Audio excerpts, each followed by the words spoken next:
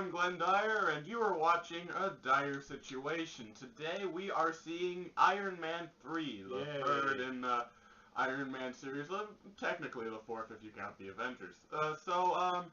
Let's see. As with all sequels, we are going to start off with giving our opinions on the first two. So what did you think of Iron Man 1? Well, I think it was a very good interpretation of Iron Man.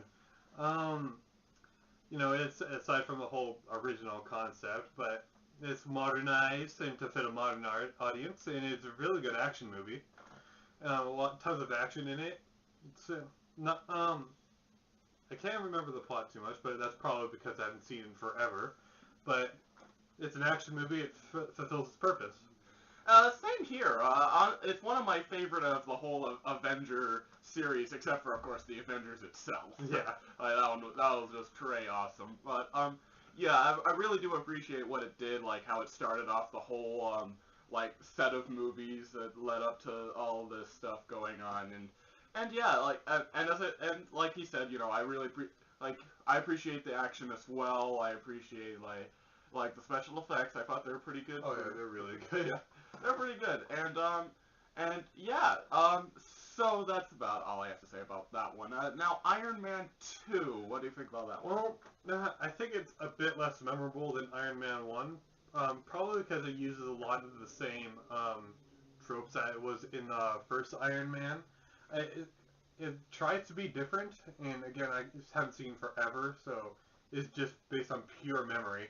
But I remember less of Iron Man 2 than I remember Iron Man 1, except for Tony Stark eating burgers in his Iron Man suit. That's about it. But yeah. Yeah, I remember, Iron Man 2 was mostly a bunch of subplots. There's more subplots than, normal plot, I think. It was kind of weird. I remember there was this one scene, where it was, basically there was, 10-minute segment of him just getting drunk and, wrecking his house, Yeah. So, I don't know. I've read a lot of people on the internet, they don't like Iron Man 2 very much, but honestly, I don't know. I think it has a lot of character development. It's very much less story-based than the first one, but I think it's more character-based. And, honestly, I like it for what it is. I don't like it more than Iron Man 1, but I enjoy it, for what the movie is itself. So yeah. Yeah. Now we're up to Iron Man 3. We're not going to go into the Avengers. Yeah. But Iron Man 3, once again? Well, we have a new villain, and since I know absolutely nothing about Iron Man villains, we have the Mandarin. I assume he's just a Chinese evil guy that has control over an army or something. But I'm very interested to see where this would go. Is it going to be more towards Iron Man 1 or more towards Iron Man 2, or is it just going to be something of its own? Is it going to try to lead up to another movie, maybe a crossover or something like that? I don't know. I'm just very intrigued to what this will be. I don't think it'll be another movie, because I heard, that, Robert Downey Jr. is giving up the Iron Man role after Avengers 2 comes out. Really? Yeah. I heard nothing about that. That's what I read online. I don't know if it's true or not. This is just what I heard. That's what the internet told me, so. And the internet never lies. As I mentioned to everyone, the internet knows all, but it does not always tell the truth. Yeah. So what do I think? Well, I'm freaking excited for this movie, and quite honestly, at this point, I don't even care if it's good or not, because I am wanting it to succeed, so badly. Even if it's a terrible movie, I want it to succeed. And you know why? Because every fucking time I go onto the internet, and I'm trying to watch, some video, there's always some commercial for fucking Pain and Gain, and it's audiences have spoken, Pain and Gain's the #1 movie in America, and the critics love it. I'm like, screw you! You came out at the same weekend as The Big Wedding. Stop bragging that you're, the #1 movie in America. You're the #1 because there's nothing else to watch. There's nothing to brag about. It's like saying, if you're a king and you're bragging how you keep on winning the election because nobody else can run. So that's so stupid. Yes. And in fact, if you look on IMDb, the second one is 3 million behind It's 3 million behind Pain and Gain in the weekend box office draw with Oblivion, which came out 2 weeks ago. And so you're barely ahead of a movie that came out 2 weeks ago, and you're bragging about this, like. And I just want it to kick Pain and Gain's ass, honestly. That's like the main thing. I want, because it's gonna like pound it into the dirt. I'm really excited for that. It'll be very cathartic. It's gonna be like, brah! It's gonna be like Hulk beating up like Loki right there. It's just gonna be like a one-sided fist fight. But so yeah, that's mainly the thing. Like, that's the main thing I'm excited for. I'm just excited for like after this weekend, like there's gonna be no more Pain and Gain commercials. It's just gonna like quiet down. Iron Man 3, Iron Man 3, Iron Man 3. And honestly, I'd much rather see Iron Man 3 trailers than Pain and Gain because it looks far less stupid. Yeah. Honestly, if you read my last review, I just didn't want to see it, but now I actually hate it. So good job. Uh, anyway, back to the topic at hand. Well, I think that this movie, it seems to be taking a darker turn based on the whole trailers and stuff, and it seems like there's like an Iron Man army thing coming on. Oh, yeah, with the Iron Patriot. Oh god, that looks so cool. Like they have all these specialized Iron Men in there, like in an army thing. Oh yeah, one thing I forgot to mention, I want to see more of War Machine. I mean, he's kind of underused in number 2.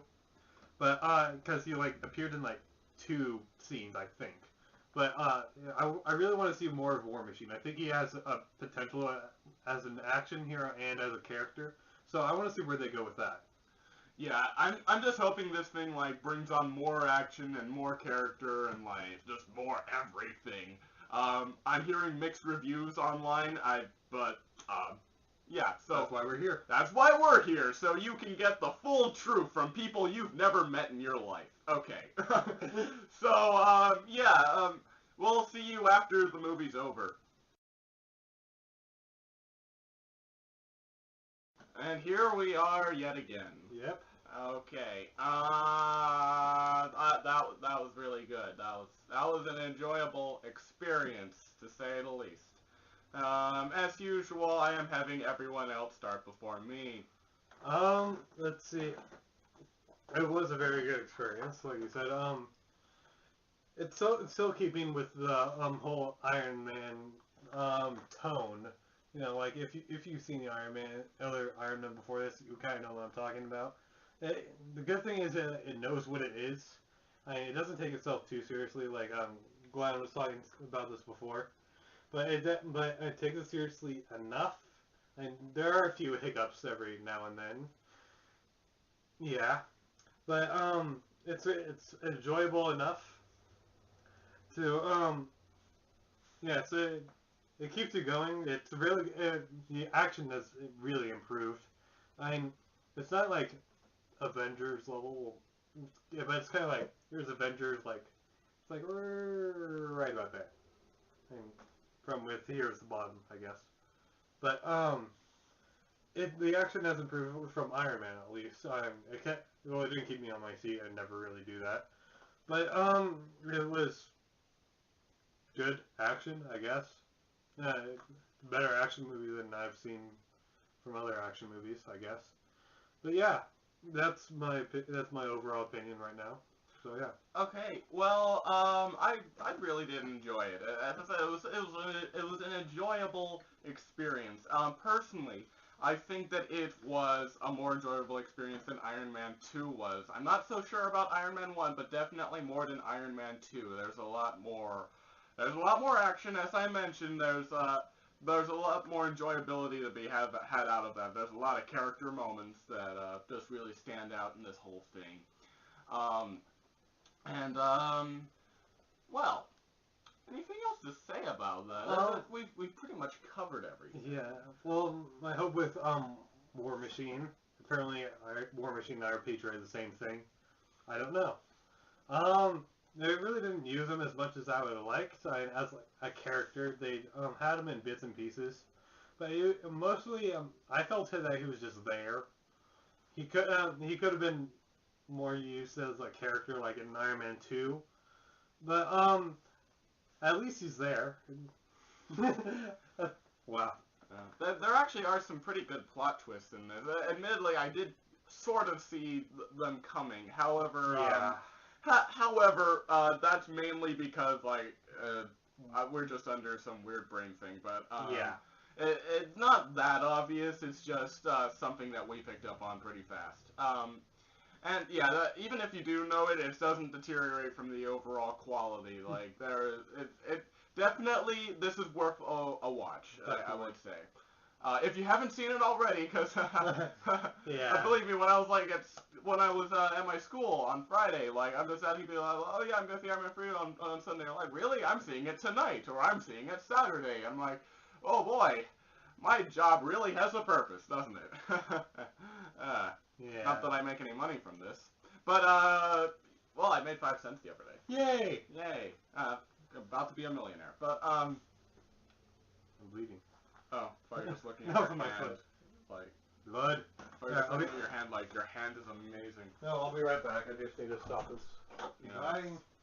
from the whole but anyway. Anything else? Well, as usual per Marvel movie, just so you know, to stay after the credits, there is a little something something afterwards. And also, yeah, as usual, Stan Lee's in this. He's always in that, yeah. It's been a pretty funny cameo, as usual. I don't think it was as good as the Amazing Spider-Man's cameo, but it was decent, admittedly. Yeah. Should we talk about Ben Kingsley or not? Who? The Mandarin. No. Okay. I don't see any need to. Okay. Got anything else to say? No, apart from silly moments, but trust me, we're not. I don't want to spoil them because they're just too funny for me to tell you. But yeah, there are silly moments, but it is a very comic booky movie. It's not The Dark Knight Rises. It knows it knows what it is. It is very campy at times. So it's a Marvel movie. It's not based on reality. There are some very silly moments, but they handle them well, in my opinion. So, until next week, I'm Glenn Dyer, and you have been watching A Dire Situation. Next week, I am planning on seeing The Great Gatsby. I think that's what's the next one coming out. And the week after that is probably Star Trek Into Darkness. It seems that I have my work cut out for me. Thank you, summer. Fuck you, February. And yeah, and also, screw you, Pain and Gain. I hope you get raped up the ass by this movie's box office draw. And, yeah,